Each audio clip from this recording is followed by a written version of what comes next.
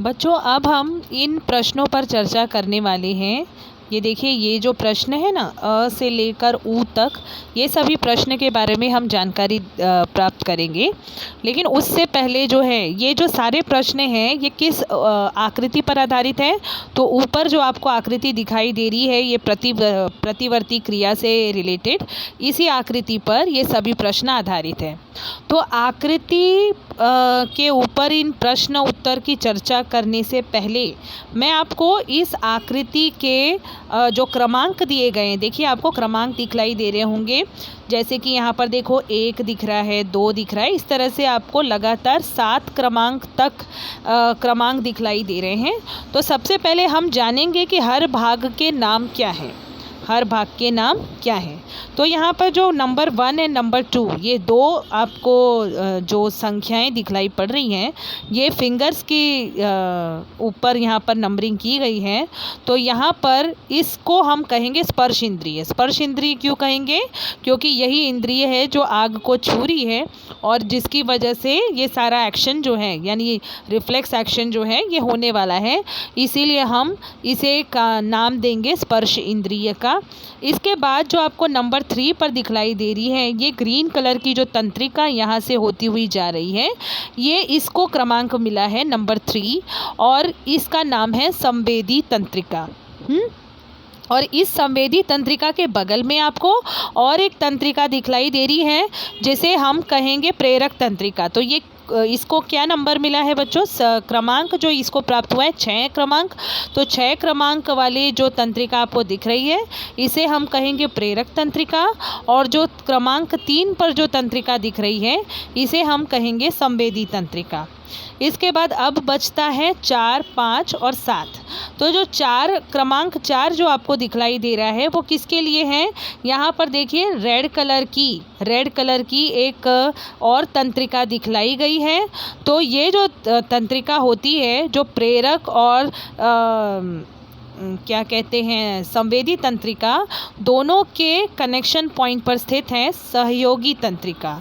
तो ये जो सहयोगी तंत्रिका है, ये नंबर 4 की जो पार्ट आपको दिख रहा है, क्रमांक 4 पर जो दिख रहा है, वह है संयोगी तंत्रिका।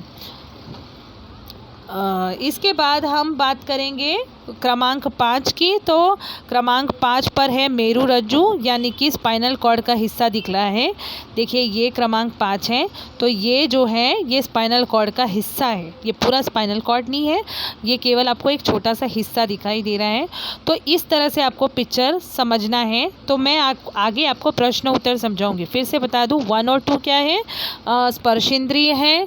नंबर 3 और नंबर 6 पर 2 तंत्रिकाएं दिख रही हैं। नंबर 3 पर संवेदी तंत्रिका और नंबर 6 पर प्रेरक तंत्रिका। फिर इसके अलावा क्रमांक 4 पर कौन है? सहयोगी तंत्रिका, जो दोनों के कनेक्शन पॉइंट पर है, यानी कि संवेदी तंत्रिका और प्रेरक तंत्रिका के कनेक्टिंग पॉइंट्स पर है। इसके बाद सहयोगी तंत्रिका होने के बाद क्रमांक 5 पर कौन है बच्चों? मेरु रज्जु है। क्रमांक 6 मैंने बता दिया है, प्रेरक तंत्रिका। एक और क्रमांक बचा है, वो है 7। तो ये जो है, ये क्या शो कर रहा है? स्नायु। क्रमांक 7 पर क्या है बच्चों? स्नायु है। तो अब हम आगे बढ़ेंगे प्रश्न उत्तर पर। देखिए पहला प्रश्न क्या हो रहा है, क्रमांक 1 और 2 में निश्चित तौर पर क्या हो रहा है? क्रमांक 1 और 2 हमने देखा, क्रमांक 1 और 2 दोनों ही स्पर्शेंद्रिय है।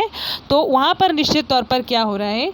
तो जब मोमबत्ती जल रही होती है और वहाँ पर अचानक से उंगली से अगर टच हो जाए, यानी कि स्पर्श हो जाए, तो ऐसे में क्या होता है? हाथ झट से पीछे खींच लिया जाता है। तो यहाँ पर यही हो रहा है कि हाथ झट से पीछे खींच लिया गया है।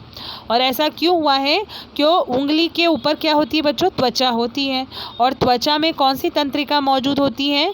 संवेदी तंत्रिका वहाँ पर मौजूद होती है। वही संवेदी तंत्रिका की जो मौजूद हैं, वो वेदनामय परिस्थिति को अनुभव कर लेती है। यानी कि वहाँ पर जो वेदना उत्पन्न हो रही है जलन की वजह से, उस वेदना का अनुभव वह संवेदी तंत्रिका कर लेती है। और वह ज़्यादा ना जले, मतलब त्वचा जो है वो ज़्यादा ना चले, इसलिए क्षण भर में हाथ जो है वहाँ पर पीछे खींच लिया गया है। वहाँ पर मतलब कहाँ पर? यहाँ पर। ये जो आपको पिक्चर में दिख रहा है कि हाथ झट से पीछे खींच लिया गया है। अब आगे जो प्रश्न कहा गया है कि चित्र में दर्शाए क्रमांक 3 में कौन सी तंत्रिका द्वारा उद्दीपन का संवहन हुआ, यह संवहन किस दिशा में हुआ। तो क्रमांक 3 पे मैंने आपको बता दिया है कौन सी तंत्रिका मौजूद है बच्चों, संवेदी तंत्रिका है। वहाँ पर यहाँ पर पूछा गया है कि कौन सी तंत्रिका द्वारा उद्दीपन का संवहन हुआ। तो आपको यहाँ पर आंसर में लिखना है कि संवेदी तंत्रिका द्वारा उद्दीपन का संवहन हुआ। और यह संवहन किस दिशा में हुआ? तो यह संवहन मेरु रज्जु की दिशा में हुआ। किस दिशा में हुआ? मेरु रज्जु की दिशा में। आप देखिए ये जो तंत्रिका है, संवेदी तंत्रिका हो या प्रेरक तंत्रिका, दोनों ही तंत्रिकाएं मेरु रज्जु से कनेक्ट है। मेरु रज्जु पता है ना कहाँ है? ये मेरु रज्जु है। तो ये जो दोनों तंत्रिकाएं हैं वो मेरु रज्जु के यहाँ पर जा रही हैं। तो ये पूरा का पूरा संवहन मेरु रज्जु की दिशा में हो रहा है। किसके द्वारा? संवेदी तंत्रिका के द्वारा। और प्रेरक तंत्रिका का काम उल्टा है, वहाँ से जो भी है उद्दीपन वो लेकर आता है। चलो आगे उसके बारे में बात करेंगे। अब आगे पूछा गया है कि क्रमांक 4 यह कौन सी तंत्रिका है। तो क्रमांक 4 पर हम जो देख रहे हैं वो यहाँ पर कौन सी तंत्रिका है? सहयोगी तंत्रिका। कौन सी तंत्रिका है? सहयोगी तंत्रिका है। और इसका क्या काम है? संवेदी तंत्रिका हो या प्रेरक तंत्रिका हो, वहाँ पर जो भी आवेग होता है उसको हस्तांतरण करना, यानी कि समझ लीजिए उनका स्थानांतरण करने का कार्य कौन कर रही है? यह संयोगी तंत्रिका कर रही है। देखो लाल रंग की आपको सहयोगी तंत्रिका दिख रही है। तो ये हस्तांतरण करने का कार्य करती है। किसका? आवेगों का। और आवेग कहाँ से ट्रैवल कर रहे हैं? संवेदी तंत्रिका से और प्रेरक तंत्रिका से। ये दोनों के आवेग का हस्तांतरण करने का कार्य सहयोगी तंत्रिका करती है। अब अगला प्रश्न जो यहाँ पर पूछा गया है कि 5 यह कौन सा अंग है। देखिए ये प्रश्न हम देख रहे हैं, ये वाला प्रश्न 5 अंक 5 कहो या क्रमांक 5 कहो, यह कौन सा अंग है। तो 5 क्रमांक पर मैंने आपको बताया कि मेरु रज्जु स्थित है। देखिए 5 क्रमांक पर कौन सा अंग स्थित है? मेरु रज्जु। अब अगला प्रश्न पर आते हैं, प्रतिक्रिया 6 का संवहन कौन सी तंत्रिका कर रही है। तो प्रतिक्रिया 6 का जो संवहन है ये कौन सी तंत्रिका कर रही है बच्चों? प्रेरक तंत्रिका कर रही है। और कहाँ से कहाँ तक कर रही है? ये आवेग का जो संवहन हो रहा है प्रेरक तंत्रिका के द्वारा वो मेरु रज्जु से मांसपेशियों तक।